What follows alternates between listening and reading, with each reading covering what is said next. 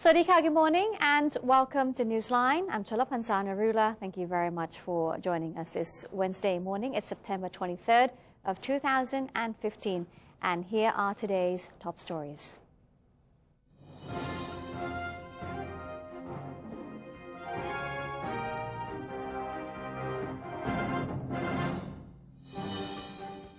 In today's Thailand Moves Forward, Prime Minister General Prayut Chan-o-cha will tonight leave for the United States, where he will be taking part in the United Nations General Assembly.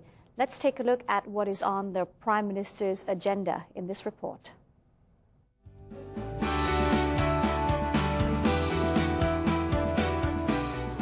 On the historic occasion of the 70th anniversary of the United Nations, where world leaders will gather to inaugurate the Global Development Agenda for the next 15 years, known as the Substantial Development Goals, or SDGs. The Prime Minister of Thailand will make an important contribution by sharing his vision on Thailand's balanced and sustainable development experiences, based on His Majesty the King's Sufficiency Economy philosophy, which is an internationally recognized approach to sustainable development.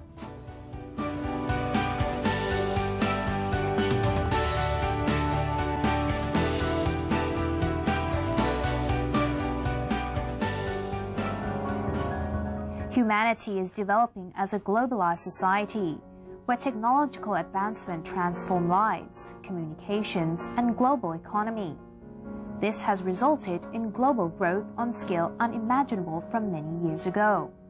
In spite of this wealth, many global citizens still do not enjoy the benefits from this growth. Instead, a great deal of people still suffer from poverty, inequality, and limited access to natural resources, as well as the lack of governmental care and support.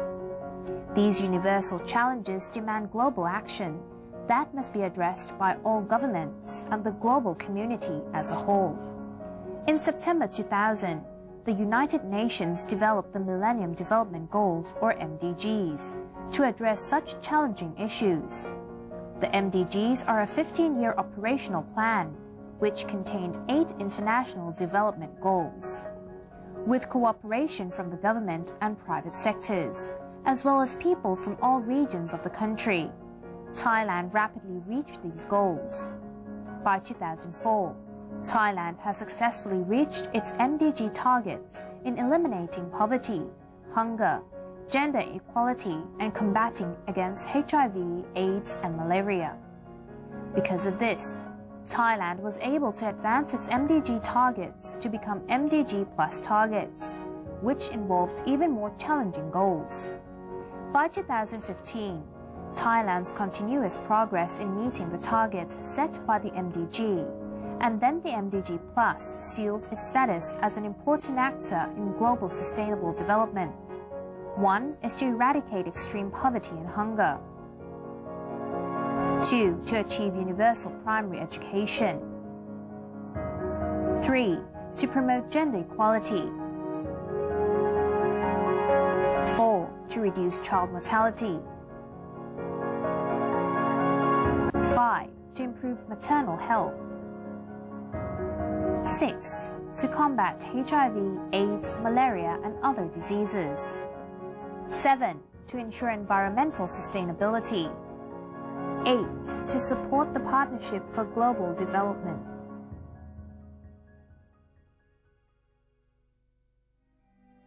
For the Thai people, it is well known that this major accomplishment was possible because of the efforts of His Majesty the King of Thailand, who for over 60 years has worked tirelessly for development of the nation and for the well-being of his people.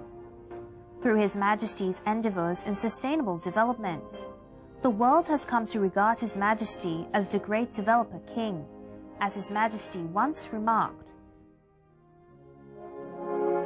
that the development of the country has to be done step by step. It should begin with the building of our foundation that is based on moderation, prudence, and creating social immunities through methods and tools that are economical but meet our standards. Once reasonable progress has been achieved, then we shall embark on the next steps by pursuing more advanced levels of economic development. This is the origin of the sufficient economy approach to sustainable development that His Majesty initiated and has been implementing throughout Thailand ever since. The sufficiency economy approach has thus firmly taken root in Thai society and has become the guiding philosophy for the country's development strategies for many years. For our international community, these MDGs will complete their duration by 2015. And so to build on the Millennium Development Goals, member countries of the United Nations will meet this year between September and October for the post-2015 Development Summit, and then for the 70th session of the General Assembly at UN headquarters in New York. At this historic meeting, a new global development agenda will be determined to outline humanity's future progress based on a framework of sustainable development goals. These new global development objectives, or SDGs, are in line with the Royal Thai government's current vision that aims to create stability, prosperity, and sustainability for the Thai people, in accordance with His Majesty the King's teachings. At this historic summit, the Prime Minister will be joining this summit as the representative of the Thai people and will be sharing the knowledge and experiences of the sufficiency economy approach with the world as part of Thailand's contribution to global development agenda.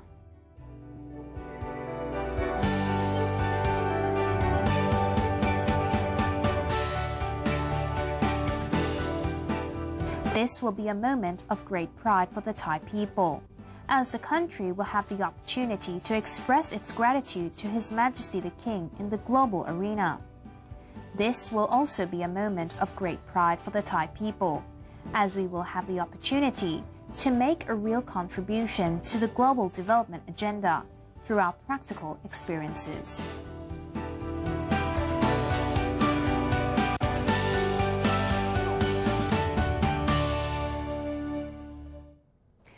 Turning to our next story, the Prime Minister has offered his best wishes to the Muslim community as the festival of the breaking of the fast has started. Prime Minister General Prayut Chan-o-cha said that the Hari Raya Eid al-Fitr, or Festival of the Breaking of the Fast, is an important day for Islamic practitioners, for it is the beginning of the new year for Muslims. Accordingly, the Prime Minister has offered his best wishes to the Muslim community for this celebratory occasion. He also stated that with the royal support of His Majesty the King, he believes of all religions always have the freedom to carry out any religious activities. Prime Minister Prayut also took the opportunity to wish all Islamic practitioners success in everything they are aiming for, while noting that he believes every religion is wishing safety and peace for the country.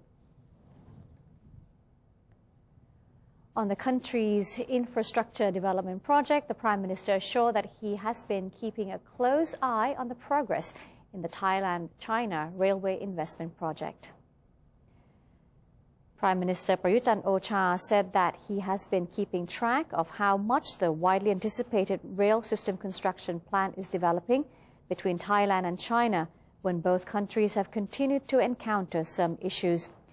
He noted that it is a natural thing that each country will have its own conditions to follow, but if any parts of the project can move on, the project will simply move ahead without any need to rush.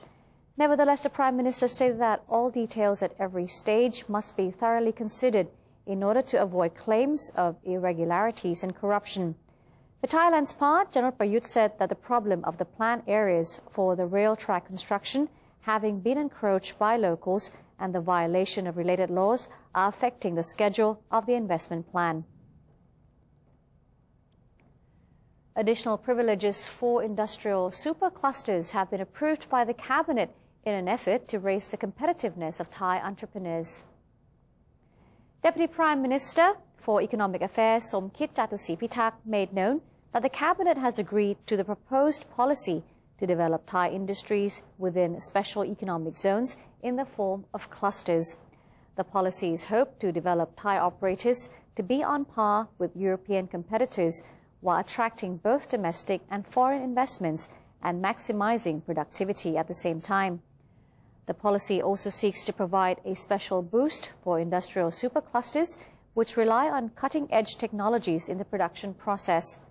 According to the Industry Minister, Achaka Sibunryang, the superclusters will be entitled to an exemption of corporate income tax for 8 years and a 50% tax reduction for another 5 years. The Cabinet has given its approval to the planned development of rail container terminal facilities at Lam Chabang Port. The Cabinet has accepted in principle the draft law on the prevention of the solution for teenage pregnancy, which was proposed by the Health Ministry as well. In the proposed draft, the Ministry has asked for the stipulation that all teenagers must be entitled to receive all news, knowledge and service through their respective educational institutions, and that a committee in charge of the prevention and the solution be set up and chaired by the Prime Minister or any Deputy Prime Minister.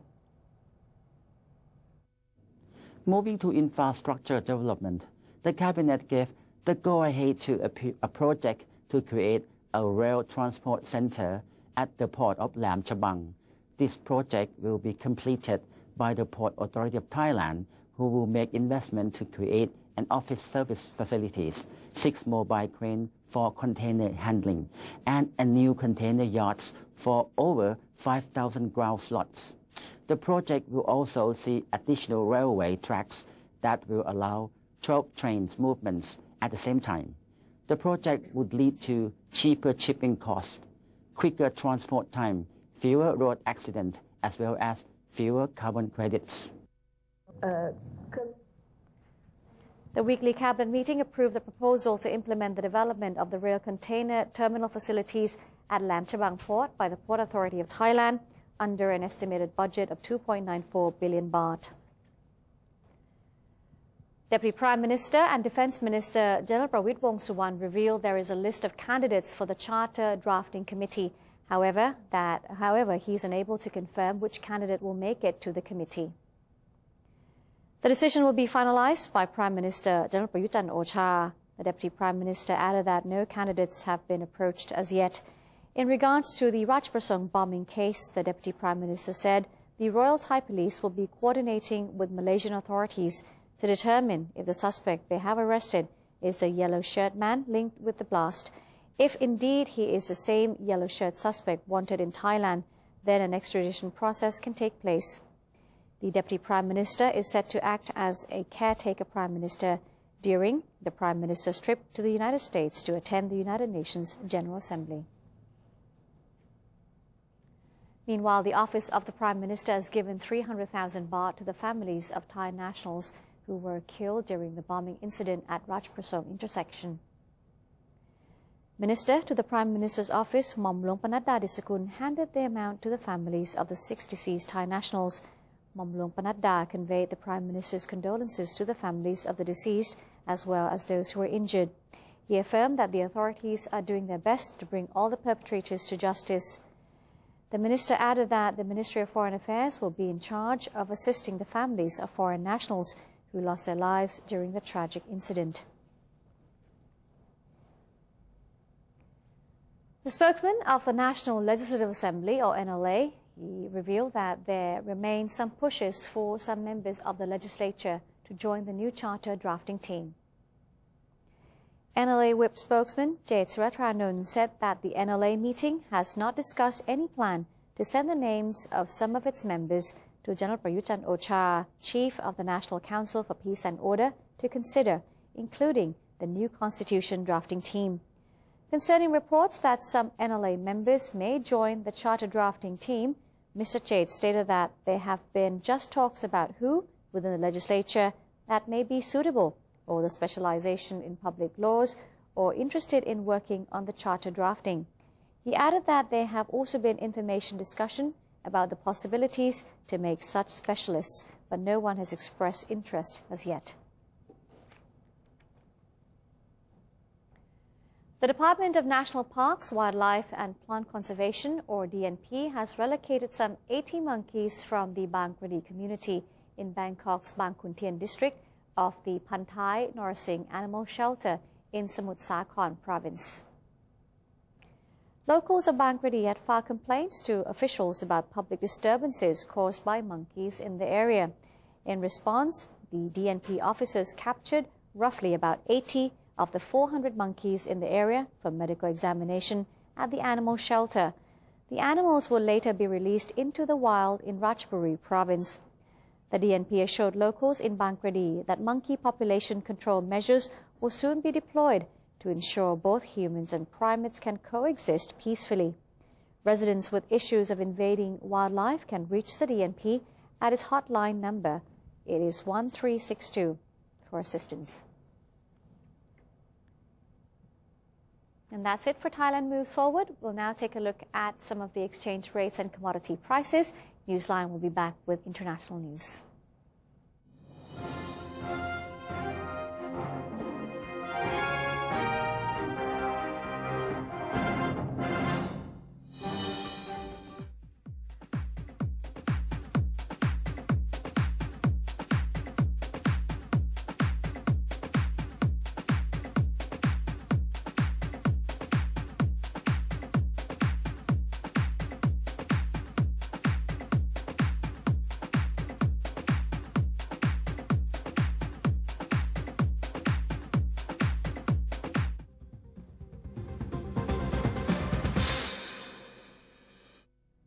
To maintain a strong nation, Thailand is promoting 12 core values for the good of the people.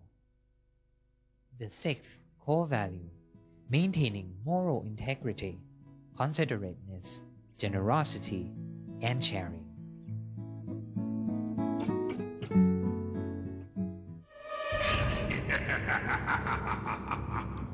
Even if we don't see them, they are amongst us. And they're hungry.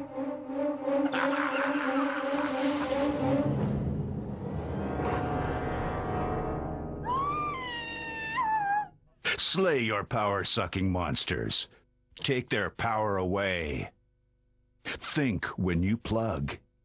Welcome to ASEAN, a community comprised of 10 countries, each with its unique culture and history, now unifying to bring added prosperity to the region. For centuries, each country remained independent, but now we are coming together to compete in the 21st century globalized world. ASEAN is bringing together more than 600 million citizens and a total land area of 4.4 million square kilometers, and is providing economic opportunities, trade, travel, and new educational possibilities. The combined GDP of all 10 ASEAN countries comes to a total of $2.4 trillion, which means the ASEAN entity ranks amongst the world's major economic powers. The future is here. Welcome to ASEAN, the community of opportunities. The Southeast Asia region is now becoming one.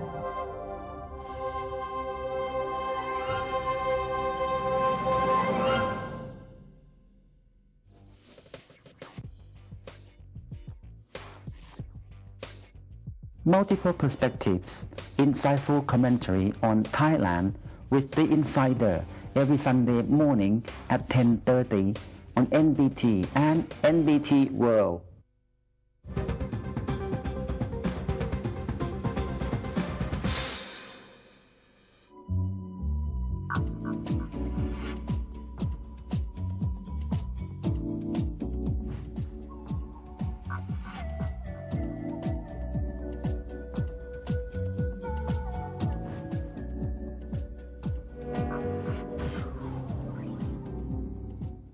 Welcome back. You're watching Newsline. The landmines in Cambodia is a legacy of 30 years of conflicts and wars that has taken a severe toll on the Cambodians. To conduct demining operations, a new method has been introduced. Kun Suchani Rummunporn has a story. Having been through 3 decades of war, Cambodia nowadays is still riddled with mines and unexploded shells. Reports say that there are 1,946 square kilometers of land still registered as contaminated throughout the country. So the social economic impact on the community that use land, especially when they use the tractor or when they use the land, they can step on the landmine and blow up, kill or wounded. Mine clearance has become a national priority that demands high-cost devices and specialists who can make no mistake in a delicate operation. Therefore, a new method has been introduced to the demining team. Though the numbers of people killed by the landmine decrease every year, but target to have no fatalities at all still needs to be reached. For that, Cambodia now prepares to launch the rat into the mine detection operation.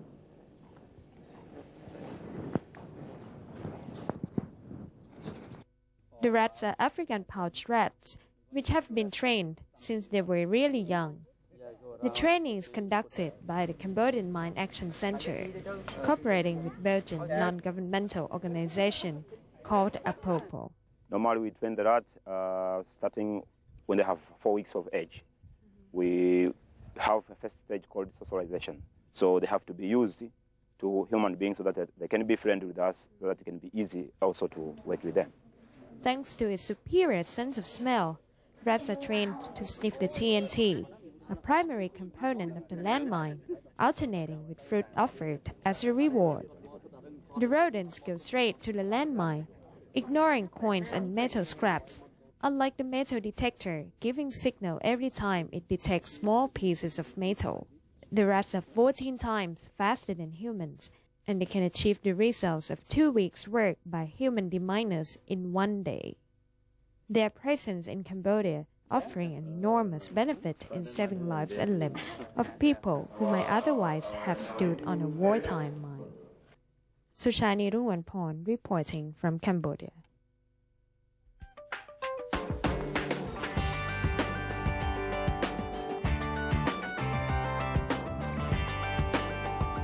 European Union ministers agreed to adopt a plan to relocate 120,000 migrants at an emergency meeting on Tuesday. The EU Commission published a statement on Tuesday saying that Home Affairs ministers adopted the decision to relocate 120,000 people in clear need of international protection from Italy and Greece and other member states directly affected by the refugee crisis. Following this decision, the EU is now in a position to relocate a total of 160,000 people in clear need of international protection in the coming 2 years, the statement said. The European Commission welcomed the result and made salutations, in particular to Luxembourg, the current holder of the EU presidency. The EU executive body said it will organize the necessary coordination with member states and the EU agencies to implement the mechanism on the ground. Relocation is part of a comprehensive approach to deal with the ongoing refugee crisis, the European Commission said. And that's it for today's edition of Newsline. If you do have any suggestions or any comments, please write to us. The email address is newsline.nbt@gmail.com. Today we say goodbye, taking you to enjoy the Tar Tip waterfall, which is in Phetchaburi province. The waterfall houses a number of wildlife species, so please visit if you do have the time. I'm Chalapansana Rula. Swadee ka.